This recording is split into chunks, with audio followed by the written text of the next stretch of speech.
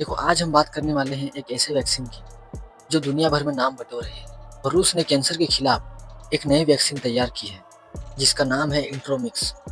कहा जा रहा है कि ये वैक्सीन कैंसर के इलाज में क्रांति साबित हो सकती है। तो आइए जानते हैं इसको किसने बनाया, कितना समय लगा और कहाँ बना, और क्या ये भारत में भी आएगा या नहीं। देखो, इंट्रोमिक्स वैक्सीन को रूस के नेशनल मेडिकल रिसर्च और रेडियोलॉजिकल सेंटर और Engelhardt institute of molecular biology के वैज्ञानिकों ने किया है। और इसका ऐलान रूस के ईस्टर्न इकोनॉमी फॉर्म में किया गया, जहां एफएमबीए मतलब federal medical and biology agency की हेड वोरोनिका स्कोट्सोवा ने जानकारी दी है।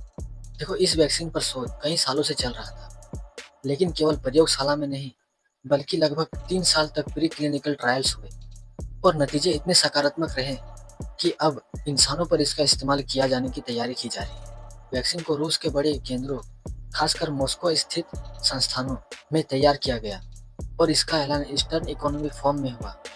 और यही कारण है कि इस प्रोजेक्ट को रूस की बड़ी उपलब्धियों के बारे में बताया जा रहा है। देखो, अब हम जानेंगे कि ये काम कैसे करता है। देखो, पहला है शोध और विकास, जिसका मतलब है mRNA टेक्नोलॉजी का इस्तेमाल करके कैंसर कोशिकाओं के खिलाफ इम्यूनिटी प्रतिक्रिया बढ़ाने की कोशिश। और दूसरा है प्री क्लिनिक टेस्टिंग। देखो, इसका मतलब है जानवरों और प्रयोगशाला में इसका सुरक्षा और असर देखा गया। और तीसरा है व्यक्तिगत इलाज। इसका मतलब है हर मरीज के डीएनए और आरएनए के हिसाब से दवाइयाँ बनाई जाएगी। और चौथा है ट्यूमर पर असर। शुरुआती परीक्षणों में 60 से 80% ट्यूमर छोटा हुआ। और पांचवा है सुरक्षा, मतलब अभी तक किसी भी प्रकार का गंभीर साइड इफेक्ट नहीं देखने के लिए मिला है। रूसी वैज्ञानिकों का कहना है कि ये शुरुआती नतीजे से ही 100% सक्सेसफुल रहा। यानी जितने भी प्री क्लिनिकल ट्रायल्स हुए उनमें कैंसर की कोशिकाओं पर इसका साफ असर दिखाई पड़ा। मरीज की इम्यूनिटी को मजबूत कर ये ट्यूमर को रोकने में और घटाने में मदद करता है। अब देखो, सबसे बड़ा सवाल यहाँ ये आ रहा है कि क्या ये भारत में भी आएगा। तो देखो, इसका जवाब है कि अभी तक भारत सरकार या किसी भी भारतीय मेडिकल संस्था की ओर से आधिकारिक पुष्टि नहीं हुई है।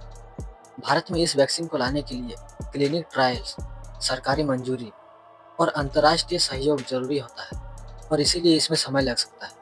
तो ये थी रूस की नई कैंसर वैक्सीन स्ट्रोमिक्स की पूरी कहानी। किसने बनाया, कहाँ बना और कितना समय लगा। और अगर ये सफल रहा तो ये कैंसर के इलाज में ऐतिहासिक मोड़ ला सकता है। तो आपको क्या लगता है, क्या ये वैक्सीन भारत में उपलब्ध हो पाएगी? अपनी राय कमेंट में जरूर दें।